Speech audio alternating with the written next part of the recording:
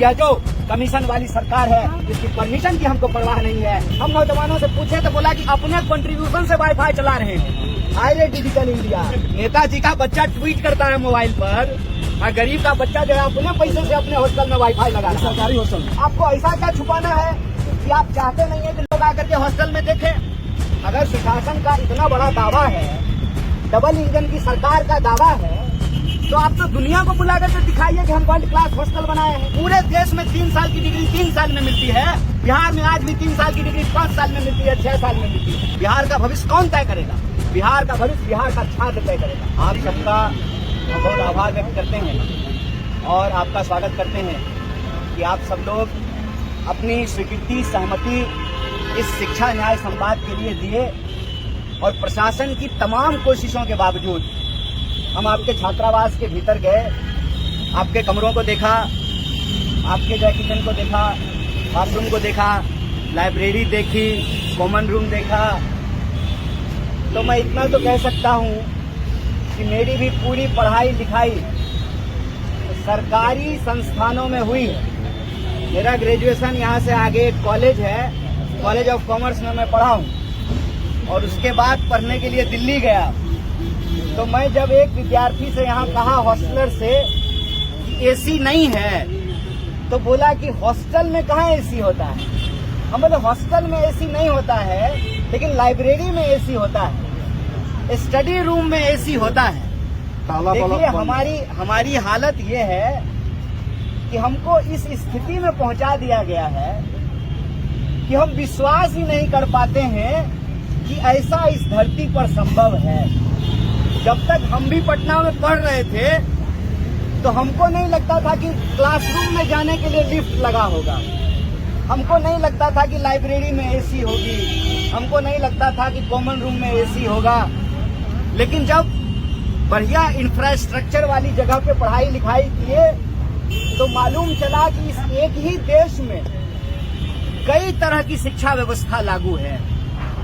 जिसके पास धन दौलत है उसके लिए सब कुछ मुनासिब है, लेकिन जो कमजोर वर्ग से हैं, जो पिछड़े हैं, अति पिछड़े हैं, दलित हैं, महादलित हैं, अकलियत समाज से हैं, महिला हैं, गरीब हैं, किसी भी जाति के गरीब हैं, उनके लिए हर चीज जो है वो मुनासिब नहीं है, जरूरी चीज भी मुनासिब नहीं है। तो आज जब हम आपसे बात कर रहे हैं, पूरे बिहार में एक साथ, सूबे बिहार में 75 जगहों पर शिक्षा न्याय संवाद हुआ, और जहां प्रशासन जाने के लिए दी वहां हॉस्टल के अंदर गए, जहां नहीं जाने दी वहां भी गए, क्योंकि हॉस्टल जनता के पैसे से बना है, और जनता के बाल बच्चे कैसे रहते हैं, जनता होने के नाते उसको देखने का हमारा संवैधानिक अधिकार है।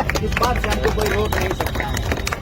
बताइए, कमीशन वाली सरकार उसके परमिशन का इंतजार करेंगे? नहीं। इस देश में कहीं जाने के लिए वीजा लगेगा? नहीं। हॉस्टल जाने के लिए, हॉस्टल के विद्यार्थियों से मिलने के लिए किसी बाबू के परमिशन का जरूरत है? नहीं। और आपको क्या छुपाना है भैया? नहाया हुआ शरीर, खाया हुआ शरीर तो नहीं छुपता है। आपको ऐसा क्या छुपाना है कि आप चाहते नहीं है कि लोग आकर के हॉस्टल में देखें? अगर सुशासन का इतना बड़ा दावा है, डबल इंजन की सरकार का दावा है, तो आप तो दुनिया को बुला करके दिखाइए कि हम वर्ल्ड क्लास हॉस्टल बनाए हैं। आपको तो दुनिया भर के जो है मीडिया को बुला करके दिखाना चाहिए कि हम वर्ल्ड क्लास यूनिवर्सिटी बनाए हैं। आइए हमारा हॉस्टल देखिए, देखिए कि हमारे बच्चे कैसे स्विमिंग पूल में नहाते हैं, देखिए कि हम कितना शानदार लाइब्रेरी बनाए हैं, कितना बढ़िया जो है उनके लिए रहने के लिए बेड लगाए हैं, गद्दा लगाए हैं, बढ़िया जो है एप्पल का कंप्यूटर लगाए हैं, बढ़िया वाईफाई वाला जो है बढ़िया स्पीड वाला वाईफाई लगाए हैं। हम नौजवानों से पूछे तो बोला कि अपने कंट्रीब्यूशन से वाईफाई चला रहे हैं। हाईवे डिजिटल इंडिया है। नेताजी का बच्चा ट्वीट करता है मोबाइल पर, और गरीब का बच्चा जो है अपने पैसे से अपने हॉस्टल में वाईफाई लगा रहा है, सरकारी हॉस्टल में। देखिए, हमारा एक सीधा प्रश्न है कि इस देश में जो 140 करोड़ लोग रहते हैं, चाहे उनकी कोई भी जाति हो। इस देश का संविधान उनको बराबरी का अधिकार देता है। ये राजतंत्र नहीं है, लोकतंत्र है, और लोकतंत्र में सबका अधिकार बराबर किया है इस देश के संविधान ने। और बराबरी के अधिकार के तकाजे से यह बात कहते हैं कि अगर देश को आगे लेके जाना है तो बिहार को आगे लेकर के जाना पड़ेगा। अगर हम देश की प्रगति चाहते हैं तो हमको बिहार को शक्ति देनी पड़ेगी, और बिहार की शक्ति मिलती है बिहार की आवाम से, बिहार के आम लोगों से। बिहार का भविष्य कौन तय करेगा? बिहार का भविष्य बिहार का छात्र तय करेगा। लेकिन बिहार के छात्रों की हालत क्या है?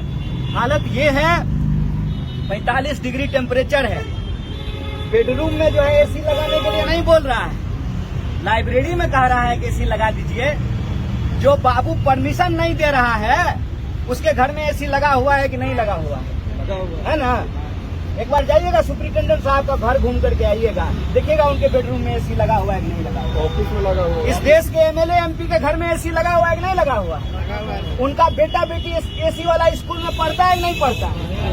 हमसे टैक्स का पैसा लेते हैं, और हमारे बच्चों का जो बुनियादी अधिकार है, शिक्षा का अधिकार, संविधान के द्वारा बुनियादी अधिकार के रूप में दिया गया।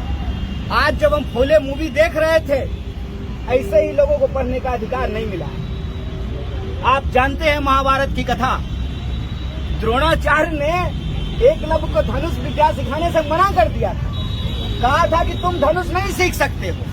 द्रोणाचार्य की मूर्ति लगा करके एकलव्य ने धनुष विद्या सीखी, तो देखिए द्रोणाचार्य का करस्तानी।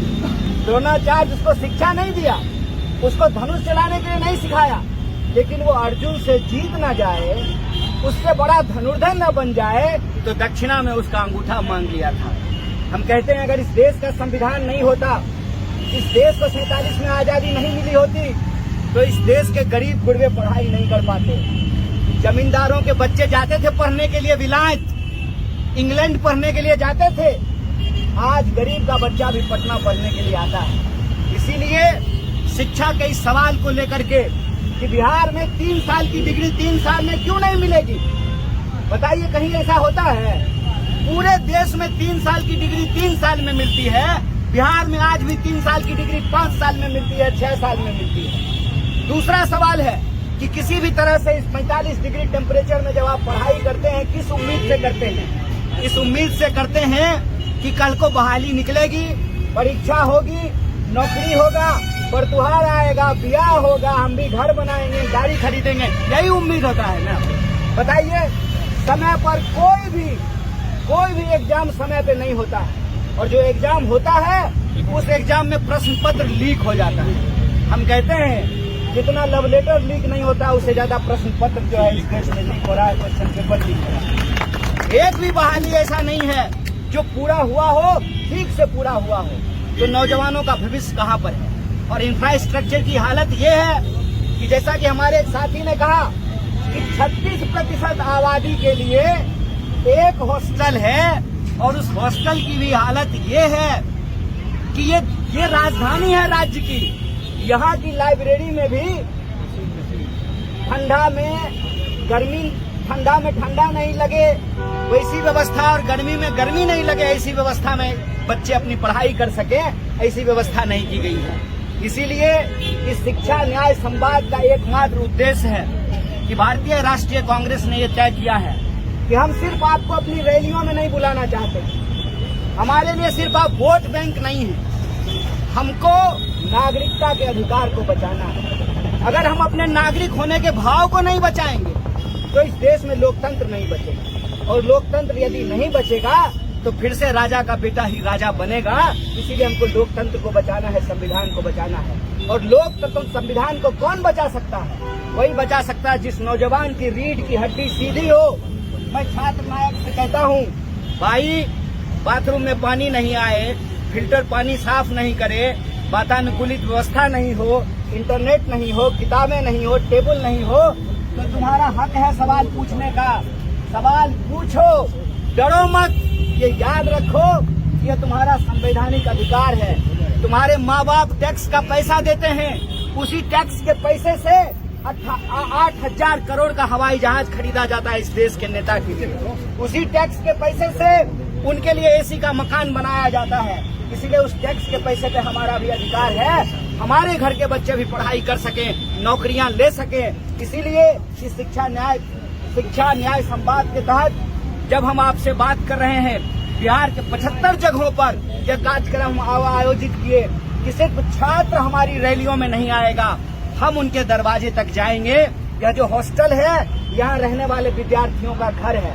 अगर आप यहाँ 3 साल रहिएगा तो यही आपका घर है, इसी में आपका जीवन यापन है, इसी में आपकी यादें बनती है, इसी में आपको दोस्ती होती है, इसी में आपका जीवन भर का रिश्ता कायम होता है। तो हम सिर्फ आपको अपनी रैलियों में नहीं बुलाना चाहते हैं, हम आपके हॉस्टल में आकर के आपके जीवन का स्तर देखना चाहते हैं कि आप किन परिस्थितियों में रह रहे हैं। और आपके जो सवाल हैं, जो मुद्दे साथियों ने यहाँ उठाया है, उन मुद्दों को हम अनवरत उठाएंगे, बिहार के ब्लॉक में जाएंगे और बिहार की जो आवाम है उनके सवालों और समस्याओं को सुन करके न्याय पत्र तैयार करेंगे। और जब तक न्याय मिलेगी नहीं, यह संघर्ष जारी रहेगा, यह लड़ाई जारी रहेगी। इन्हीं शब्दों के साथ आप तमाम साथियों का बहुत बहुत शुक्रिया और बहुत बहुत धन्यवाद।